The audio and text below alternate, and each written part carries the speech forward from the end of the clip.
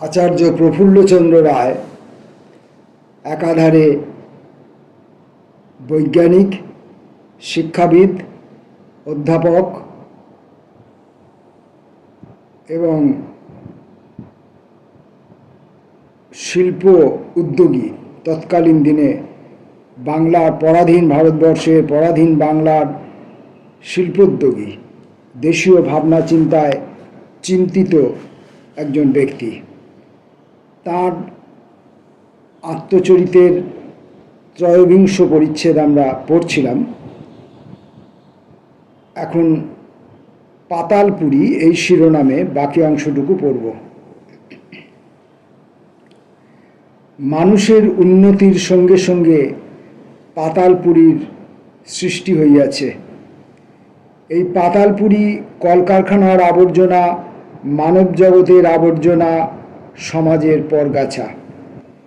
এই পাতালপুরীতে ছেলেরা চুরি করিতে শিখে, মেয়েরা রাস্তায় বিচরণ করিতে শিখে। এখানে মদ্যপ বন্ধু, দুশ্চরিত্র, পতিত, গণিকা, গাঁটকাটা, নিঃস্ব, বেকার, ভবঘুরেদের আড্ডা। যাহারা রাত্রির অন্ধকারে সাপদের মতো বিচরণ করে, সকালের আলোতে অদৃশ্য হয়, যাহারা শতচ্ছিন্ন, কীটোদ্দষ্ট, দুর্গন্ধময় কাপড় চোপড় পরিয়াই ঘুমায়, জঞ্জাল, আবর্জনা, অভাব, দারিদ্র্য, অনাহার, দুর্দশা ও ব্যাধির মধ্যে বাস করে, এই পাতালপুরী তাহাদেরই বিহার ক্ষেত্র। এই দুঃখময় পুরীতে সমাজের বিবিধ ব্যবস্থা, দয়া ও সহানুভূতির বাহিরে শিশুদের গলা টিপিয়া মারা হয়। জরাজীর্ণ বৃদ্ধেরা পথে পরিত্যক্ত হয়, দুর্বল নিপীড়িত হয়, বিকৃত মস্তিষ্কদের উপর পৈশাচিক নির্যাতন হয়, তরুণেরা কলুষিত হয়। এই জনবহুল দরিদ্র বস্তিতে স্ত্রীলোকদের আঁতুর ঘরেই প্রতারক ও গুন্ডারা জুয়া খেলে, হল্লা করে। একদিকে মুমূর্ষুরা বাঁচিবার জন্য আঁকুপাকু করে, অন্যদিকে চোরেরা নেশা খাইয়া মাতামাতি করে। শিশুরা খেলা করে, কলরব করে, অন্যদিকে গণিকারা মদ খায়, মাতলামি করে। এই পাতালপুরীতে শ্রেণীভেদ নাই, জাতিভেদ নাই। সকলেই এক ভাষায় কথা বলে, নর্দমা ও আস্তাকুরের ভাষা। চীনা ম্যান, শ্বেতাঙ্গিনী, তরুণ তরুণী, নিগ্রো, জিপসি, জাপানি, মেক্সিকোবাসী, নাবিক, ভবঘুরে, পলাতক, নৈরাজ্যবাদী, বন্দুকধারী, ডাকাত, ভিক্ষুক, গাঁটকাটা, জুয়াচোর, গুপ্ত ব্যবসায়ী, সকলেই এখানে বন্ধু। সুতরাং দেখা যাইতেছে যান্ত্রিক সভ্যতা ও র্যাশনালাইজেশন উভয় মিলিয়া পৃথিবীকে দুঃখময় করিয়া তুলিয়াছে। যথা যুক্তরাষ্ট্রের গভর্নমেন্টের সম্মুখে বিষম সমস্যা, তার বাজেটে $20 কোটি ঘাটতি। 1930 সালে অক্টোবর মাসে যত মোটরযান তৈরি হইয়াছে, এ যাবৎ অক্টোবর মাসে তা অপেক্ষা শতকরা 40% কম হইয়াছে। এবং এবছরের প্রথম 10 মাসে 1930 সালের তুলনায় শতকরা 29% কম হইয়াছে। নভেম্বর মাসে শতকরা 80% কম মোটরযান তৈরি হইয়াছে। 29টি কারখানার মধ্যে 10টি একেবারে বন্ধ হইয়া গিয়াছে। যুক্তরাষ্ট্রের রপ্তানি বাণিজ্য বহুল পরিমাণে হ্রাস পাইয়াছে। 1929 সালে জানুয়ারি হইতে আগস্ট পর্যন্ত উহার মূল্যের পরিমাণ ছিল 68 কোটি 10 লক্ষ পাউন্ড। 1930 সালে ওই সময় হইয়াছিল 51 কোটি 90 লক্ষ পাউন্ড। এই বছরে হইয়াছে মাত্র 32 কোটি 60 লক্ষ পাউন্ড। বর্তমানে যুক্তরাষ্ট্রে বেকারের সংখ্যা 1 কোটিরও বেশি। ধনতন্ত্রের উন্মত্ততা কতদূর চরমে উঠিয়াছে তাহার নিদর্শন দেশে প্রচুর কাঁচা মাল থাকিতেও মানুষ দুর্দশা ভোগ করিতেছে, না খাইয়া মরিতেছে। গম গুদামে পচিতেছে, চিনি নষ্ট করিয়া ফেলা হইতেছে, কফি সমুদ্রের জলে ফেলিয়ে দেওয়া হইতেছে, ভুট্টা পোড়ানো হইতেছে, তুলা পোড়ানো হইতেছে। কিন্তু এই অতি প্রাচুর্যের মধ্যে মানুষ খাইতে পাইতেছে না, তাহার জীবন ধারণের জন্য অত্যাবশ্যক জিনিস মিলিতেছে না। এই বিবৃতি বাস্তব ঘটনার হুবহু চিত্র।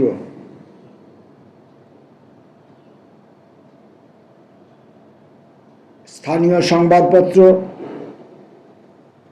সম্প্রতি পৃথিবীতে 1,12,00,000 টন অতিরিক্ত গম শীর্ষক একটি প্রবন্ধে লিখিয়াছেন যে আমেরিকাতে গম বাষ্পীয় যন্ত্রে পোড়ানো হইতেছে।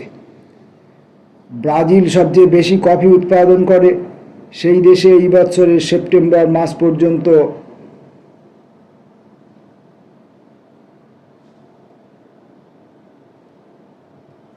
5,98,75,200 কিলো কফি নষ্ট করিয়া ফেলা হইয়াছে।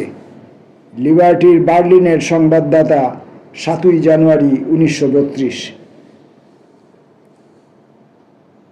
ধনতান্ত্রিকতা ও কলকারখানায় পরিণাম অতি উৎপাদনের আরেকটি কুফল হয়। ধনতান্ত্রিকতা ও কলকারখানার পরিণাম অতি উৎপাদনের আরেকটি কুফল হয়। অতিরিক্ত মজুদ পণ্য বিক্রয়ের জন্য সিনেমা, বায়োস্কোপ প্রভৃতির সহযোগে বিরাটভাবে প্রচার করিবার প্রয়োজন হয়। সরল প্রকৃতির কৃষকদের মনে নানারূপ বিকৃত রুচি, কুচিন্তা ও হীন লালসার ভাব জাগ্রত হয়। এই প্রকার দুর্নীতিপূর্ণ মিথ্যা প্রচার কার্য দ্বারা লোকের অপরিসীম ক্ষতি হয়। জনসাধারণের মধ্যে চায়ের প্রচলন করিবার জন্য যেসব কৌশলপূর্ণ প্রচার করা হয়, তাহার ফলে যে ঘোর অনিষ্ট হয়, তৎসম্বন্ধে ইতিপূর্বে আমি দেশবাসীকে দৃষ্টি আকর্ষণ করিয়াছি। কিছুদিন হইল ইউরোপে চায়ের বাজার সস্তা হওয়াতে নিরক্ষর জনসাধারণের মধ্যে ইহার প্রচলনের জন্য প্রাণপণে চেষ্টা হইতেছে। তাহাদের মধ্যে 5-6 কোটি লোক যে অসীম দুর্গতির মধ্যে বাস করে, পেট ভরিয়া খাইতে পায় না, অনাহারে তাহাতে কি? ধনতন্ত্র নিজের উদ্দেশ্য সাধনের জন্য যে হীন উপায় অবলম্বন করিতে প্রস্তুত এবং হতভাগ্য দরিদ্রদের নানা প্রলোভনে ভুলাইয়া তারা ফাঁদে ফেলে, চা ম্যালেরিয়ার প্রতিষেধক, ইহা ফুসফুসের রোগ নিবারণ করে ইত্যাদি নানারূপ অলীক যুক্তি প্রদর্শন করা হয়। 5 বছর পূর্বে জার্মানি ভ্রমণকালে আমি একটি বৃহৎ রাসায়নিক কারখানায় গিয়াছিলাম। সেখানে প্রভূত পরিমাণে কোকেন তৈরি হইতেছে দেখিয়া আমি বিস্মিত হইলাম। আরও কয়েকটি কারখানায় এইভাবে কোকেন তৈরি হয়। জাপানেও কোকেন তৈরি হইয়া থাকে। এইসব কোকেনের সবটাই ঔষধার্থ, প্রয়োজন হয় না। বিশ্ব রাষ্ট্রসংঘ কিছুদিন হইল গোপনে কোকেন চালানি নিবারণের জন্য প্রশংসনীয় চেষ্টা করিতেছেন, কিন্তু তৎসত্ত্বেও পৃথিবীর নানা দেশে গোপনে কোকেন চালানির ব্যবসা চলিতেছে। ধনতন্ত্র নির্দয়, নিষ্ঠুর, সে কেবল নিজের পকেট ভর্তি করিতে জানে। প্রসিদ্ধ ঔপন্যাসিক টমাস হার্ডির পত্নী মিসেস হার্ডি নিজেও একজন সুলেখিকা। আধুনিক সভ্যতা সম্বন্ধে একটি বক্তৃতা প্রসঙ্গে তিনি বলিয়াছেন, অনেকের নিকট সভ্যতার অর্থ ধনৈশ্বর্য। যাহাদের মোটর গাড়ি আছে, টেলিফোন আছে, যাহারা প্রতি রাত্রে বেতার বার্তা শোনে, সেই সব লোকই তাহাদের দৃষ্টিতে সর্বাপেক্ষা বেশি সভ্য। যাহারা নানা প্রকারের যান্ত্রিক আবিষ্কারকে নিজেদের আমোদ প্রমোদের কাজে লাগাইতে পারে, অধিকাংশ লোক তাহাদিগকেই সভ্য মনে করে। যদি কোনো ব্যক্তি এই সমস্ত বৈজ্ঞানিক যন্ত্র ও কলকবজার সাহায্য গ্রহণ না করে, তবে তাহার পক্ষে উহা আত্মত্যাগের পরিচয় হইবে, সন্দেহ নাই। কিন্তু তৎসত্ত্বেও বিবেচনা করিলে বুঝা যাইবে যে এইসব কলকবজা মানুষের প্রকৃত উন্নতির পক্ষে বাধাস্বরূপ। এই যান্ত্রিক সভ্যতার যুগে মানুষের জীবন কলকবজার দাস হইয়া পড়িতে পারে, ইহাই সর্বাপেক্ষা বড় বিপদ। এই বিষয়ে আলোচনা করিবার সময় আমার মন স্বভাবতই গান্ধীর উপদেশের প্রতি আকৃষ্ট হইয়াছিল। মহাত্মা গান্ধী ভারতীয় সংস্কারক, কেউ কেউ তাহাকে বিপ্লববাদীও বলিয়া থাকেন। এই যান্ত্রিক যুগের ঐশ্বর্যের প্রতি তাহার অসীম বিরাগ, কেননা মানুষের প্রকৃত সুখ ও উন্নতির পক্ষে তিনি এ সমস্তকে বাধাস্বরূপই মনে করেন। তাহার উপদেশ এই যে, সরল স্বাভাবিক জীবনই মানুষের আত্মাকে বিশুদ্ধ ও পবিত্র করে। যীশুখ্রিস্টের সারমন অন দি মাউন্টে কথিত উপদেশের সঙ্গে ইহার বহুল সাদৃশ্য আছে। এক্ষেত্রে তিনি একাকী নহেন। আমি আধুনিক যুগের একজন প্রধান চিন্তা নায়কের মুখে শুনিয়াছি যে, মানব সভ্যতার রক্ষা পাইবার একমাত্র উপায় প্রাচীন সহজ সরল জীবনযাত্রা প্রণালীতে প্রত্যাবর্তন করা। তিনি ইংরাজ। এই দুইজন ব্যক্তির, মহাত্মা গান্ধী ও ইংরাজ মনীষী, চরিত্র ও জীবন প্রণালী সম্পূর্ণ বিভিন্ন, তৎসত্ত্বেও তাহাদের আদর্শ এক। চিন্তায়, কার্যে ও লক্ষ্যে সব দিক দিয়া নিঃস্বার্থ পবিত্র জীবন খ্রিস্ট ধর্ম প্রবর্তক রূপে আদর্শই প্রচার করিয়াছিলেন। জাপানও পাশ্চাত্য দেশকে অনুসরণ করিতে আরম্ভ করিয়াছে, ফলে সে ঘোরতর সাম্রাজ্যবাদী হইয়া দাঁড়াইয়াছে। ফর্মোজা ও কোরিয়া তার কবলিত হইয়াছে। এখন মাঞ্চুরিয়ার উপর তাহার সেন দৃষ্টি করিয়াছে। তবুও জগৎব্যাপী আর্থিক দুর্দশা তাহাকেও আক্রমণ করিয়াছে এবং সেও ইহার প্রভাব মর্মে মর্মে উপলব্ধি করিতেছে। ইংলিশম্যানের টোকিওস্থিত সংবাদদাতা 1931 সালের 9 অক্টোবর তারিখে লিখিয়াছেন, 40 বৎসর পূর্বে জাপান কাজের অভাব বোধ করিত। অতীতকাল হইতে সেখানে এমনই একটি সুন্দর সরল সভ্যতা গড়িয়া উঠিয়াছিল।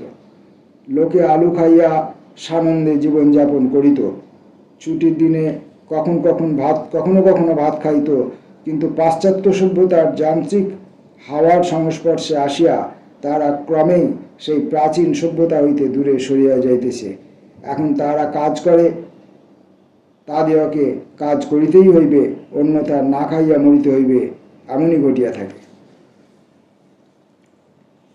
এই অধ্যায় মুদ্রিত হইবার পূর্বে নরম্যান অ্যাঞ্জেল ও হ্যারল্ড রাইট কর্তৃক লিখিত গভর্নমেন্ট কি বেকার সমস্যার প্রতিকার করিতে পারেন নামক গ্রন্থখানির প্রতি আমার দৃষ্টি আকৃষ্ট হয়।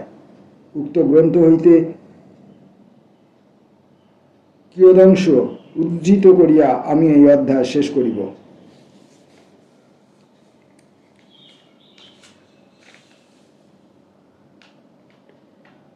ভারমন্টের কোনো পার্বত্য অঞ্চলে গেলে দেখা যাইবে যে একটি বৃহৎ কৃষিক্ষেত্র ও তৎসংশ্লিষ্ট বাড়ি, ইমারত প্রভৃতি খালি পড়িয়া রহিয়াছে। মালিকেরা ওইসব পরিত্যাগ করিয়াছে। সামান্য কিছু বাকি খাজনা দিলেই উহা এখন পাওয়া যাইতে পারে। নিউ ইংল্যান্ড ও কানাডার সমুদ্র উপকূলেও এইরূপ দৃশ্য চোখে পড়ে। কিন্তু এই কৃষিক্ষেত্র, বাড়ি, ইমারত প্রভৃতিরা এই পূর্বে একটি বৃহৎ পরিবারের সুখ স্বাচ্ছন্দ্যে চলিয়া যাইত। ওই পরিবারের পিতামাতা, 13টি সন্তান, 2 জন গরিব আত্মীয় ছিল। তারা কৃষিকার্যের জন্য যেসব যন্ত্রপাতি ব্যবহার করিত তা আধুনিক বৈজ্ঞানিক যন্ত্রপাতির তুলনায় আদিম যুগের ছিল বলিলেই হয়। আমরা এখন বাষ্পীয় ও বৈদ্যুতিক শক্তি, হারভেস্টার, ট্রাক্টর, সেপারেটর প্রভৃতি যন্ত্র ব্যবহার করি। তাহারা ব্যবহার করিত মানুষের পেশি, বলদ, কাস্তে কোদালি প্রভৃতি। তবু তাহারা ভালো খাইত, ভালো পোশাক পরিত, ভালো গৃহে আরামে থাকিত। তাহাদের কোনো শারীরিক অভাব ছিল না। কৃষিক্ষেত্র সুদূর অঞ্চলে অবস্থিত এবং এখনকার যানবাহনের কোনো ব্যবস্থা না থাকিলেও স্বসম্পূর্ণ ছিল। এই বিংশ শতাব্দীর লোকেদের উন্নততর যন্ত্রপাতি, প্রাকৃতিক শক্তির উপর অধিকতর অধিকার এবং বহুগুণে অধিক উৎপাদিকা শক্তি থাকা সত্ত্বেও জীবিকা অর্জন করিতে তাহারা সক্ষম নয় কেন? তাহাদের অন্য অনেক বিষয়ে বিশেষ সুবিধা থাকিতে পারে, কিন্তু আদিম যুগের যন্ত্রপাতি ব্যবহারকারী ভার্মন্ট কৃষকদের তুলনায় এক্ষেত্রে তাহারা পশ্চাৎপদ। প্রকৃত ব্যাপার এই যে এখন আর পণ্য উৎপাদক ও পণ্য ব্যবহারকারী এক ব্যক্তি নয়। পণ্য উৎপাদনকারী এখন জানে না বাজারে কি জিনিস প্রয়োজন হয় এবং কি জিনিস প্রয়োজন হইবে, কি জিনিসের চাহিদা আছে, কি জিনিস সরবরাহ করিতে হইবে, কি কাজ করিতে হইলে কত কর্মী প্রয়োজন হইবে, ওইসব বিষয় ভার্মন্টবাসীদের আয়ত্তের মধ্যে ছিল। কিন্তু এখন বহু বিস্তৃত শ্রমবিভাগের ফলে উহা আয়ত্তের বাইরে গিয়া পড়িয়াছে।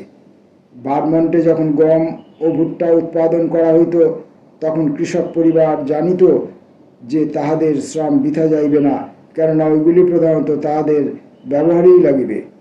নিজেদের নিকটেই তাহারা লাভের মূল্যে উহা বিক্রয় করিতে পারিবে। কিন্তু ডাকোটাতে যখন 10 বৎসরের সঞ্চিত মূলধন লইয়া 2-3 হাজার একর জমিতে গম উৎপাদন করা হয়, বিক্রয়লব্ধ অর্থ হইতে বহু ব্যয়সাধ্য যন্ত্রপাতি ক্রয় করা হয়, তখন প্যারি, মস্কো বা বুয়েনস আয়ার্সের কোনো ঘটনায় ফসলের দাম এত নামিয়া যাইতে পারে যে উৎপাদনের ব্যয় তাহাতে উঠে না। ফসলের উপযুক্ত মূল্য পাইতে হইলে যেসব ব্যবস্থার প্রয়োজন তা বিংশ শতাব্দীর কৃষকদের আয়ত্তের বাহিরে। ইহা দুঃখজনক, কিন্তু ইহা সত্য এবং অবস্থা ক্রমেই মন্দের দিকে যাইতেছে। একজন প্রসিদ্ধ আমেরিকাবাসী লেখক বলিয়াছেন, আমরা শিল্পোন্নতির জন্য নানারূপ বৈজ্ঞানিক উপাদান যন্ত্রপাতি সংগ্রহ করিতেছি, কিন্তু তাহার মূল্যস্বরূপ মানুষের দুঃখ ও বেকার সমস্যা আমদানি করিতেছি।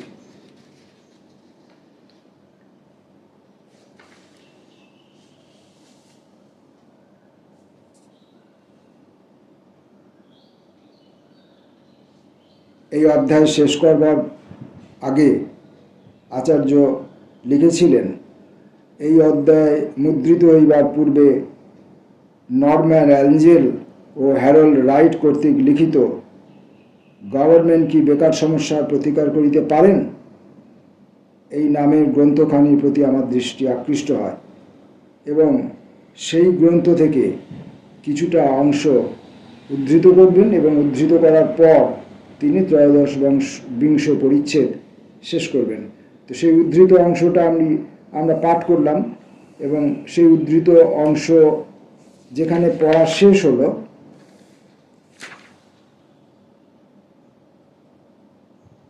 ইহা দুঃখজনক, কিন্তু ইহা সত্য এবং অবস্থা ক্রমেই মন্দের দিকে যাইতেছে।